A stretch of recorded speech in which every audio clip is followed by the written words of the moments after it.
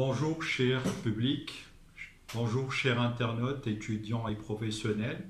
Vidéo numéro 13, comment définir son projet professionnel.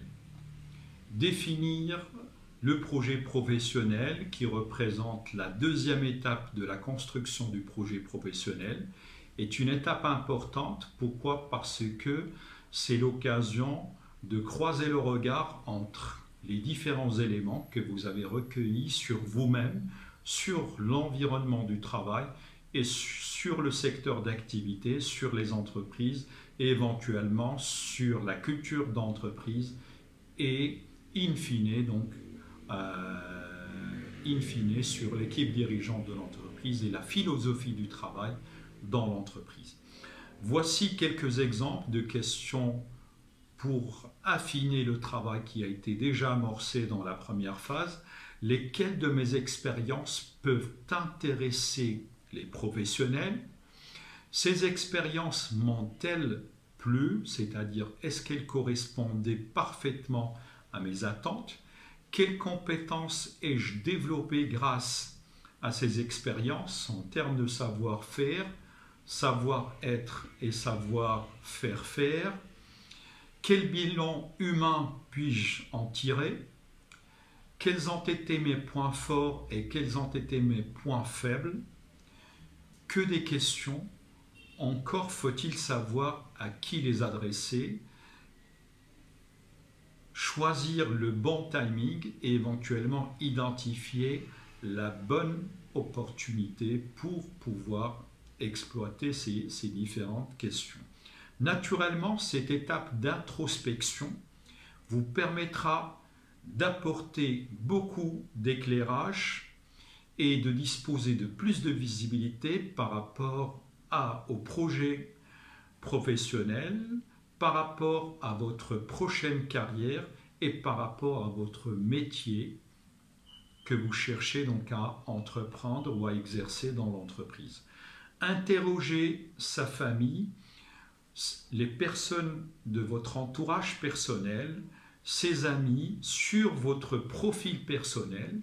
Demandez-leur de vous tracer vos forces et vos faiblesses et essayez de les croiser avec le bilan personnel que vous avez fait vous-même. Pourrait être très intéressant et ça pourrait vous apporter des éléments de réponse complémentaires. Ça pourrait aussi vous permettre de mettre en place des actions correctrices. Ça pourrait vous permettre encore de renforcer vos compétences, de révéler votre talent et pourquoi pas libérer vos potentialités. Donc pour aller plus loin dans la définition de votre profil professionnel, vous pouvez aussi questionner vos anciens collègues, vos anciens professeurs éventuellement, vos anciens encadrants pédagogiques, vos directeurs pédagogiques qui ont suivi votre parcours pédagogique pour qu'ils puissent vous permettre donc d'avoir des bonnes pistes d'amélioration par rapport à votre profil personnel et éventuellement professionnel. Enfin, n'hésitez pas à faire appel à des spécialistes à des spécialistes en la matière, éventuellement des consultants spécialisés ou les conseillers d'orientation de votre établissement, et éventuellement donc je dirais scolaire.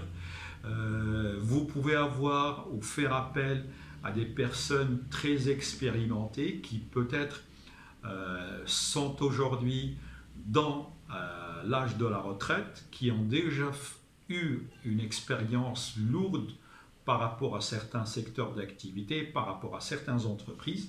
Leur éclairage, leur avis, leur point de vue seraient toujours les bienvenus et ça pourrait vous permettre d'apporter un éclairage complémentaire à ce que vous avez défini.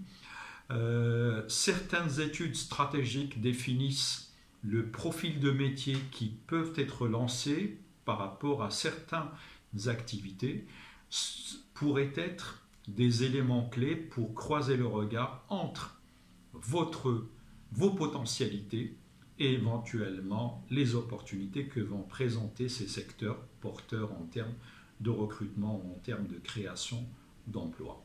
Merci de votre attention et à la prochaine vidéo.